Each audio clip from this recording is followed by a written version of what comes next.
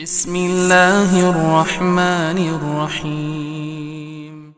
Ini merupakan satu adat istiadat yang cok kali cok. Kalau saya bisa katakan dengan kasar atau dengan bahasa yang agak sedikit vulgar gitu ya. Tapi kalau bahasa santunnya, ini adalah salah penerapan. Contoh, sama dengan surat Yusuf dikait-kaitkan dengan kehamilan. Itu kan gitu. Kan nggak nyambung.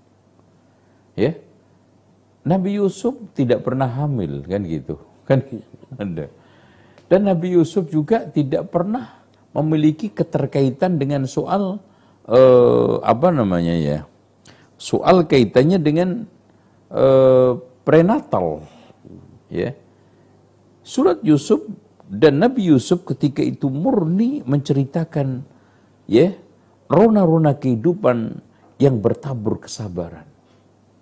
Dari sabarnya Nabi Yakub, kemudian dilanjutkan Nabi Yusuf. Kemudian bagaimana di sini ujian berat diterima oleh Nabi Yusuf dalam soal masalah pribadinya, keluarganya, tatanan politiknya, coba bayangkan, dan juga hubungan sosialnya, ya. Jadi nggak ada dikait-kaitkan juga Yasin dengan kematian. Ini sama statusnya. Yusuf dikaitkan dengan kelahiran. Mungkin ingin gantengnya Ustaz kalau Nabi Yusuf barangkali. Ya, itu kan makanya yang saya katakan bahasa agak sedikit vulgar adalah cok gali cok digali-gali cocok. Sehingga di sini seakan ada surat untuk kelahiran, ada surat untuk sunatan, ada surat untuk pernikahan, ada surat lagi untuk kehamilan, ada surat lagi untuk ulang tahun pernikahan, ada surat lagi nanti untuk kematian. Nah, ini kan pengaitan dengan budaya Jawa. Itu. Kita tidak ingkari bahwa ada islamisasi di Jawa ini atau akulturasi di Jawa ini.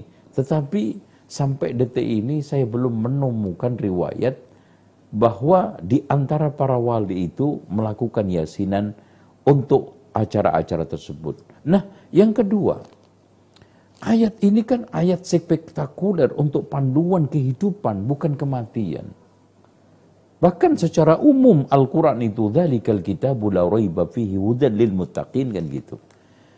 Anehnya yang ketiga, di dalam surat Yasin itu sendiri, ayat-ayat terakhir Allah mengatakan apa? Liyunzira man kana hayyan wa yahiqqal qawlu 'alal kafirin. Coba bayangkan.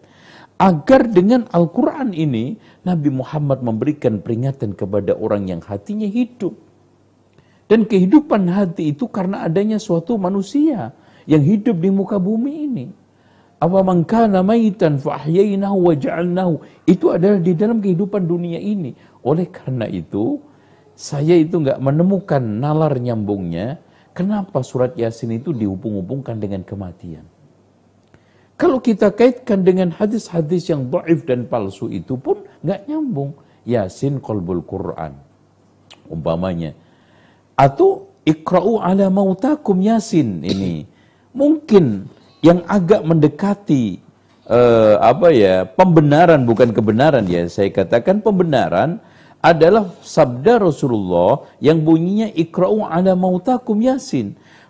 Kalau seandainya kita terima hadis ini sebagai hadis yang benar, iqra'u ala mautakum ini bukan orang yang sudah mati, tetapi orang yang mau mati. Seperti laqinu mautakum bila ilaha illallah. Talqinlah orang-orang yang menjelang mati dengan la ilaha illallah. Kita tuntun. Kenapa dikatakan orang yang menjelang mati itu dikatakan mati? Karena ini bahasa kayak di Jawa itu kirotoboso.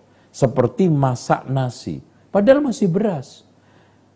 Lagi ngapain mbak? Ini lagi masak wedang, lagi masak kopi, padahal belum jadi kopi. Karena yang dimasak itu akan pasti menjadi kopi itu lebih tinggi, akan menjadi nasi itu lebih tinggi. Makanya disebut lakinu mautakum.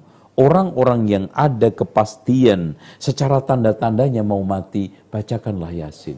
Itu kalau seandainya kita bisa memberikan pembenaran, ya, wallahu a'lam.